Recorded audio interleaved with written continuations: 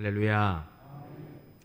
텔레비전을 이렇게 틀고 요새는 뭐 채널을 이렇게 돌리는 시대가 아니어서 이제 리모컨을 가지고 띡띡띡 눌러 가지고 이렇게 채널을 선택하는 시대가 되었습니다. 뭐 특별하게 무언가를 보려고 하는 것보다는 이렇게 채널을 이렇게 선택을 하다가 의도하지 않았지만 이제 끝까지 보게 되는 프로그램, 이제 같은 이제 가끔 이제 뭐 늘 있는 일은 아닙니다. 프로그램이 하나 있는데 이렇게 제가 재밌게 봅니다. 그게 뭐냐면 아마 여러분들도 아시리라 생각하는데요. 생활의 달인이라는 이제 프로그램입니다. 아마 대부분 다 한 번쯤은 보셨으리라 생각합니다. 전국 각지에 있는 맛집을 소개합니다. 그런데 단순히 맛있는 음식만을 알리는 프로그램이 아니라 그 음식을 만들어내는 과정, 그리고 그 맛집 주인이 그 음식을 만들기 위해서 수없이 시행착오를 겪고 그래서 훌륭한 이 레시피를 어떻게 만들어내는 달인이 되었는지를 소개하는 프로그램이죠. 아마 아시겠지만 음식만, 맛집만을 뭐 맛을 내는 달인만을 소개하는 것이 아니고 우리가 일상에서 그냥 대수롭지 않게 늘 하는 일들의 한 가지인데 그것을 수없이 연습해서 거기에 아주 그 분야에 아주 능통한 그러한 이제 달인이 된 사람들을 이제 소개합니다. 이제 볼 때 우리가 참 놀랍다 그런 이제 생각을 하게 되지요. 제 머릿속에 아주 그 뚜렷하게 남아 있는 건요. 신문 던지는 사람인데 그 신문을 늘 오토바이를 타고 이렇게 던지는데 말이죠. 항상 그 자리에 그곳에 던지는 분이 계시더라고요. 그 실험을 한번 했잖아요. 집 너머에 저쪽 편에 있는 지붕 위를 던져가지고 거기에 있는 이만한 이 통에 신문을 넣을 수 있을까? 근데 그걸 넣더라고요. 보통 많이 연습하지 않고서는 가능한 일이 아닌 정말 말 그대로 달인인 것이요.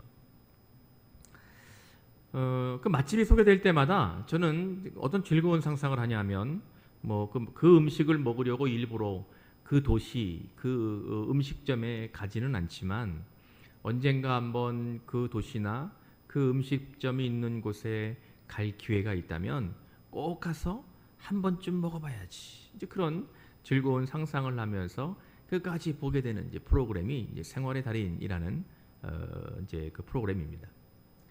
제 기억에 지난 6월 9일은 생활의 달인 편에서 무엇이 방영됐냐면 부산 떡볶이 호떡 달인이 방영되었습니다. 제가 이제 뭐 떡볶이를 좋아하기도 하고 그래서 이제 재밌게 봤던 이제 프로그램이었습니다. 45년 동안 한 장소에서 떡볶이랑 호떡을 만들어서 파셨답니다. 근데 그 맛이 기가 막힌 맛이 난다는 거예요. 얼마나 궁금한지 모르겠어요. 부산에 떡볶이 먹으러 가야 되겠다. 막 이런 생각이 들 정도로 얼마나 맛있으면 45년간 그 떡볶이를 먹은 사람들이 먹고 가면 또 생각난다는 거잖아요. 그러니까 가보고 싶은 생각이 자꾸 듭니다. 떡볶이를 어떻게 만들었는지를 소개하는데 말이죠. 전 놀랐습니다. 뭐죠? 당근과 마를 갈아서 그거를 보리식혜에 이렇게 버무려 가지고 거기다 이제 고춧가루를 넣어 가지고 떡볶이의 주된 원료가 되는 고추장, 양념장을 만드는 거예요. 저는 그냥 그 떡볶이는 그냥 집에 있는 고추장 풀어갖고 만드는 건 줄 알았더니 그게 아니더라고요. 당근, 마 갈아가지고 그거를 보리식혜에다가 재가지고 걸쭉하게 만드는 상태에다가 고춧가루를 부어가지고 이제 그 양념장을 만드는 거예요. 그런데 숙성시켰다가 이제 그걸 가지고 떡볶이의 원료로 쓰는 겁니다. 취재하는 분이 이제 비율을 어떻게 넣느냐 이렇게 물으니까 그냥 눈으로 본다고, 눈으로 넣는다고, 눈으로 대충 보고 넣는다고 그렇게 이야기를 이제 하십니다. 연세가 73세가 되시는 사장님이신데 이제 그 말을 이제 들으면서 저게 손맛인가 보다. 어머니들이 만드는 손맛, 측량하고 계측된 것으로 음식을 만들어서는 나지는 않는 수도 없이 거쳐진 체험된 그거에 만들어지는 맛이 아닌가. 이제 물론 영업 비밀이니까 말을 안 해주는 거겠죠.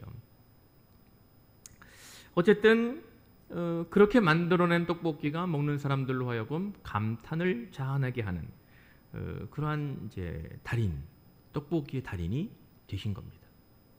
저는 이제 그 프로그램을 이렇게 보다가 문득 무슨 생각이 들었냐면 이게 목사니까 어쩔 수 없이 이렇게 생각을 하게 되는 거죠. 나는 어느 분야에서 달인일까? 그런 이제 스스로를 향한 물음이 일단 들었고요. 나는 뭐의 달인일까?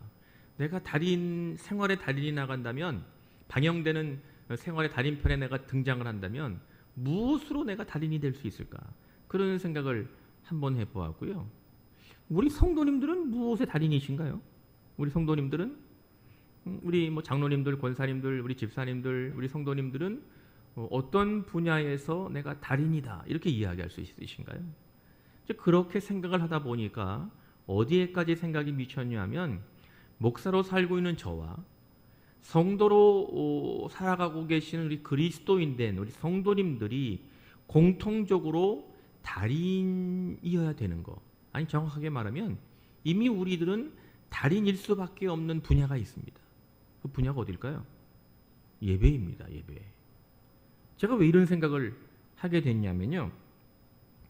성도들이 물론 언제부터 교회를 다녔는지 그리고 얼마나 열심히 예배 생활을 하셨는지에 관하여서 좀 달라질 수는 있겠습니다만 그냥 객관적으로 일반적으로 이렇게 보면 우리는 최소 일주일에 한 번은 예배를 드립니다. 주일날 예배를 드리죠. 그리고 예배를 열심히 나오시는 성도님들은 일주일에 10번 정도 예배를 드립니다. 주일 오후, 수요 기도회, 금요 기도회, 그리고 새벽 기도회, 소그룹은 빼고 예배로 모이는 그걸 여러분들이 빠지지 않고 나오시면 10번 정도의 예배를 일주일에 드리십니다. 물론 지금은 코로나19 때문에 사태 때문에 우리가 예배를 그렇게 다 드리지 못하고 있지만 어쨌든 최소 한 번, 최대 10번 정도를 일주일에 드립니다. 그러면 1년이면 최소 52번, 최대 520번 예배를 드립니다. 제가 한 520번 예배를 드리는 거예요. 목사이니까 말이죠. 5년이면 260번에서 2600번 예배를 드립니다. 10년이면 520번에서 5200번 예배를 드립니다. 10년 동안 5200번 정도 예배를 드렸다면 여러분들은 예배에 있어서만큼은 무엇이 이미 되어 있어야만 했을까요? 달인이 되어 있어야만 했던 거죠. 우리들은 말이에요. 다른 분야는 뭐 알 수 없고 다른 분야는 우리가 뭐 관여할 바는 아니고 목사로 살아가고 있는 저와 그리스도인 된 성도로 살고 계시는 여러분들에 있어서 우리가 공통적으로 어느 분야의 달인이 되어 있어야 되느냐 이러한 물음에 대하여 우리는 적어도 예배에 있어서만큼은 이미 달인이 되어 있어야 하지 않았을까 그런 생각을 하게 된 겁니다. 그런데 우리가 정말 예배의 달인이신가요? 우리 성도님들은 예배의 정말 달인이십니까?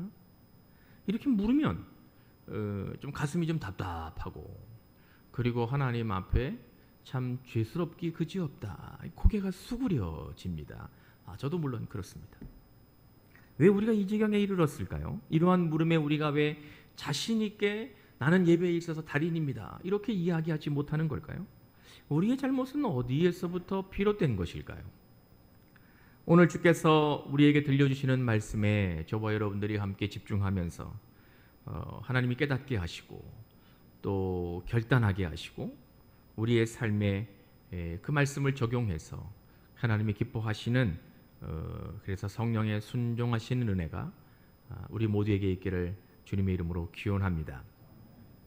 오늘 우리가 읽은 본문 베드로 사도는 산돌같이 신령한 집으로 세워질 것을 우리에게 권면하고 있습니다. 산돌같이 신령한 집으로 세워질 것을 우리에게 권면하고 있습니다.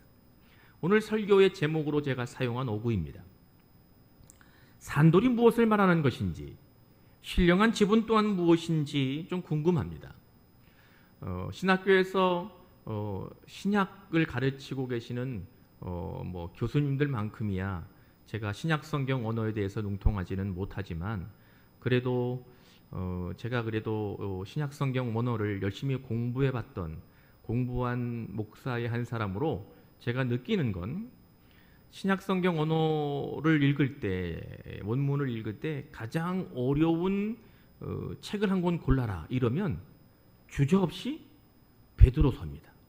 베드로 전후서가 원문으로 읽기가 가장 어렵습니다.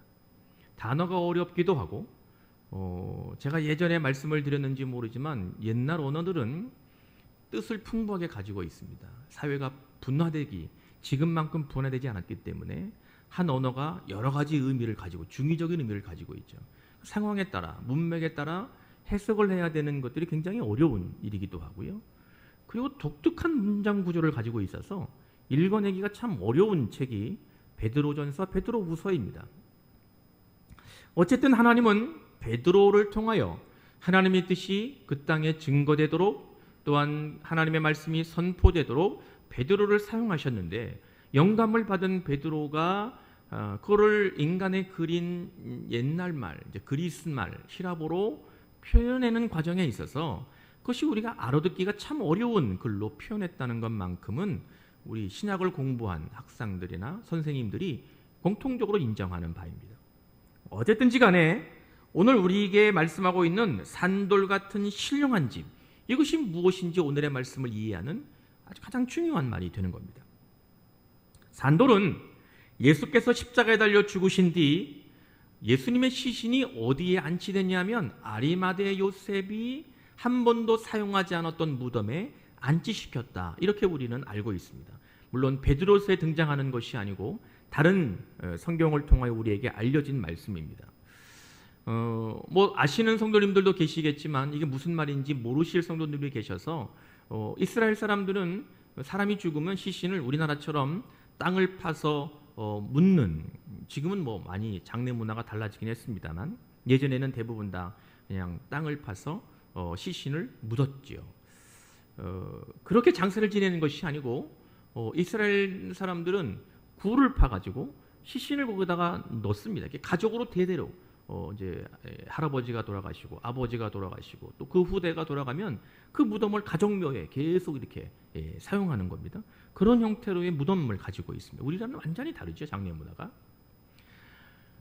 그러니까 산돌은 무엇이냐면 예수께서 십자가에 달려 죽으신 뒤 그분의 시신을 아리마대 요셉이 한 번도 장사되지 않은 그 집 가문에 사용하려고 만들어 놓은 그 무덤에 예수님의 시신을 안치했습니다. 그리고 그 시신의 무덤을 커다란 돌로 둥근 모양으로 가지고 있는 바위, 일종의 바위인 거죠. 뭐 그걸 어떻게 똑같이 그걸 만들 수 있었겠어요? 그 무덤을 예수님 부활한다는 소문이 막 돌고 있었기 때문에 예수님이 혹시라도 그런 일이 생기면 어떡하나, 혹시라도 예수님을 믿었던 사람들이 예수님의 시신을 훔쳐내서 예수님이 부활하면 부활했다고 거짓 소문을 내면 어떡하나, 이런 것에 대한 우려가 있었기 때문에 예수님의 시신을 돌로 둥그런 바위 덩어리로 막았습니다. 들어가지도 못하고 물론 나올 거라고는 뭐 그 당시에 누구도 기대를 안 했겠지요. 그렇기 때문에 그 당시 그 무덤의 돌은 죽은 자의 시체를 덮는 그러한 돌로 사용됐던 그 돌을 의미하는 거였습니다. 그런데 예수님의 몸을 안치한 무덤을 덮기 위해 사용되었던 그 돌이지만 그 무덤을 덮은 죽은 자의 돌로, 죽은 자의 시신을 안치하는 돌로 쓰여진 것이 아니라 다시 살아나셔서 부활의 기쁨과 영원한 삶에 대한 소망을 우리에게 안겨주신 그리스도의 살아남을 상징적으로 보여주는 돌이라고 베드로 사도가 쓰고 있다는 겁니다. 저는 이 말에 전적으로 동의합니다. 그럴 수밖에 없는 이유는 베드로 자신이 예수께서 죽으신 이후에 십자가에 달려 그 시신이 안치되었던 것을 그의 눈으로 목도한 사람이기도 했고, 사흘 뒤에 예수님이 부활하셨다는 소식을 전해 듣고 달려가서 예수님의 시신이 없어지고 부활했던 부활의 증거로 그 예수님의 무덤을 막았던 돌이 한쪽으로 치워져 있던 것을 경험한 장 본인이었기 때문입니다. 베드로가 그것을 다 보았던 사람이기 때문입니다. 그렇기 때문에 베드로에게 있어서 예수님의 시신을 넣어 장사한 무덤을 덮어준 돌이 아니라 다시 살아나신 예수 그리스도의 부활로 열려진 살아있는 돌이었다는 겁니다. 할렐루야, 할렐루야. 그렇기 때문에 베드로는 여기서 산돌을 이렇게 사용하고 있는 겁니다. 예수님은 공생의 3년 동안 하나님의 나라를 선포하시고 제자들을 부르셔서 그들로 하여금 사역을 감당할 수 있도록 훈련시키셨습니다. 그런데 세상은 예수님을 외면했습니다. 하나님의 아들로 이 땅에 오셔서 죄의 문제를 우리 스스로 해결하지 못하여 고통당하고 왜곡된 삶을 살아가고 있던 이 땅의 모든 사람들에게 새로운 길을 열려 보여주시고 하나님의 사랑을 그들에게 보여주셨음에도 불구하고 하나님의 나라에 갈 수 있다는 이 복된 소식이 온 인류에 선포되었음에도 불구하고 세상은 예수님을 외면하고 인정하지 않았습니다. 그를 십자가에 매달아 죽여버렸습니다. 그런데 예수님은 죽음에 머무르지 아니하시고 다시 살아나셨습니다. 믿으시면 아멘. 믿으시길 주님의 이름으로 기원합니다. 주님의 무덤에는 씻은 시신이 없는 비어있는 무덤이 되었습니다. 무덤을 덮었던 돌조차도 아무런 의미 없는 바위덩어리가 아니라, 돌이 아니라 살아나신 예수님을 상징적으로 보여주는 산 돌이 되었음을 베드로는 오늘의 말씀을 통하여 오늘 저와 여러분들에게 들려주고 있는 겁니다. 그래서 예수님은 오늘 우리가 읽었던 본문 4절에 베드로가 표현하고 있는 것처럼 보배로운 산돌이 되셨습니다. 할렐루야, 할렐루야. 베드로 사도는 오늘 본문을 통하여 저와 여러분들에게 아주 도전적인 권면을 합니다. 5절, 너희도 산돌같이 신령한 집으로 세워지고 예수 그리스도로 말미암아 하나님이 기쁘게 받으실 신령한 제사를 드린 제사장이, 거룩한 제사장이 될지니라. 아멘. 다 같이 아멘.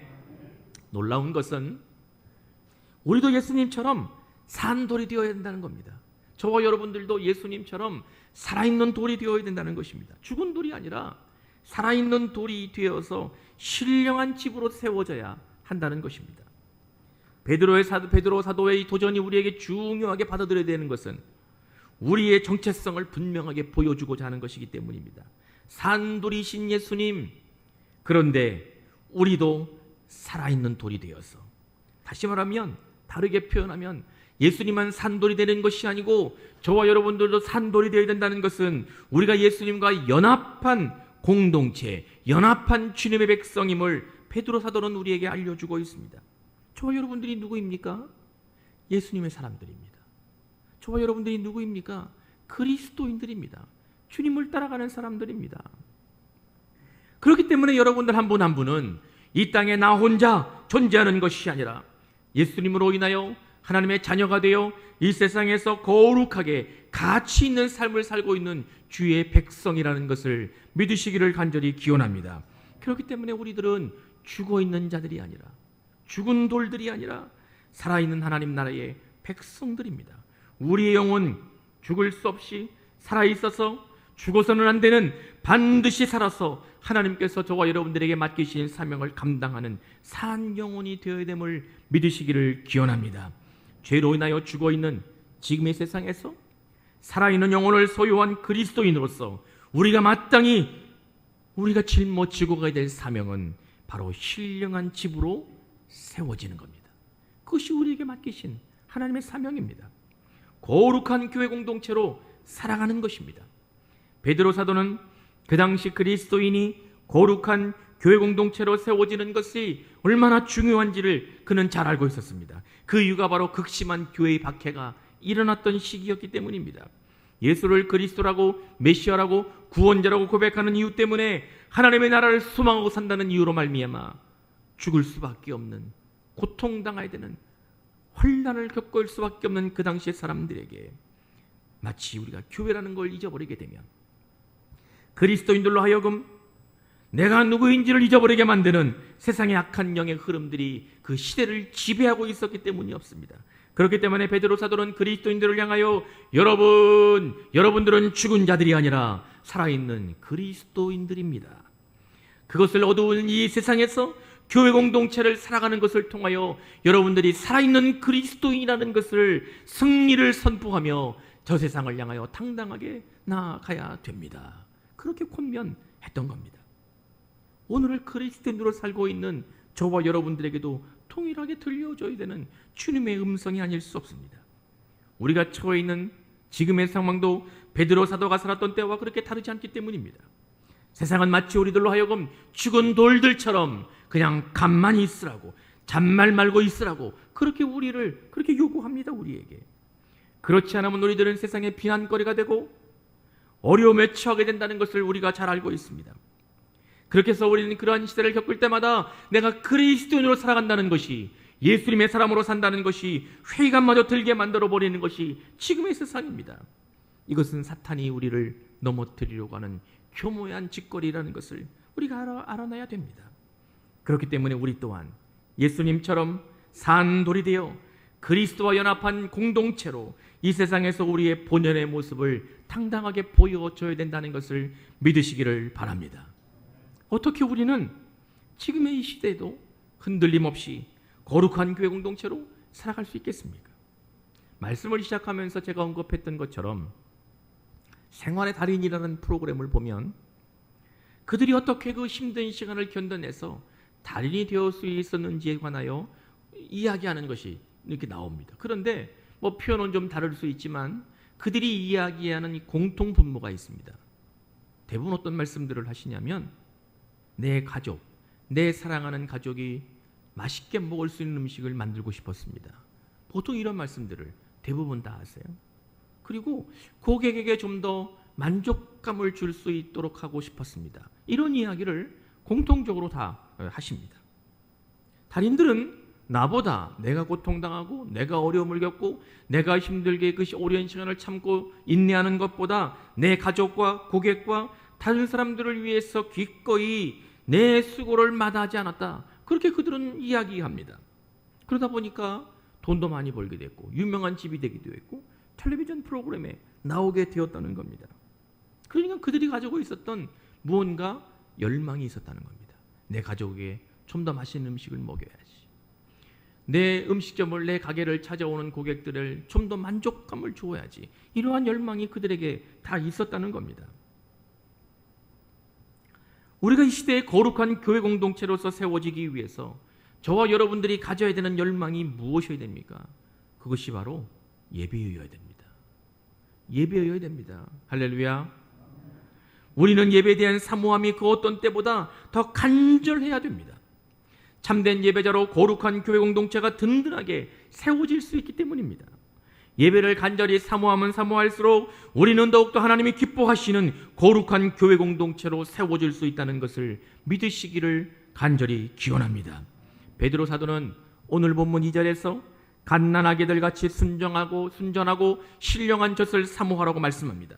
아무리 세상이 지들 잘났다고 떠들어도 그것이 비록 그리스도인으로 살고 있는 우리들을 힘들게 만들지라도 우리가 하나님의 사랑으로 영원한 하나님의 나라의 백성이 되었다는 것을 잊지 않고 우리를 살리신 예수 그리스도를 사모하며 그 크신 은혜 안에 머물며 우리가 어떠한 환경에서도 어떠한 순간에서도 예배를 간절히 사모할 때 저와 여러분들을 거룩한 교회로 세우시는 하나님의 능력이 보다 분명하게 경험되며 이 땅에 교회가 세워질 수 있다는 것을 깨달아야 될 줄로 믿습니다.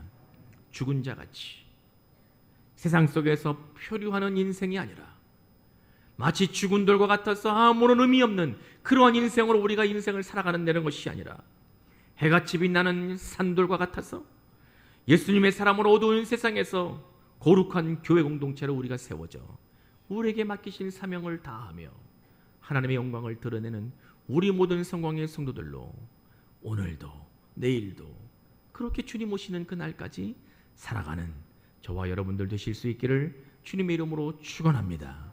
우리를 교회로 세우시고 거룩한 신앙 공동체로 세워가기를 원하시는 하나님의 뜻이 우리 모든 성광의 성도들의 삶 속에 더욱더 분명하게 드러나는 은혜가 가득하실 수 있기를 주님의 이름으로 축원합니다. 축원합니다.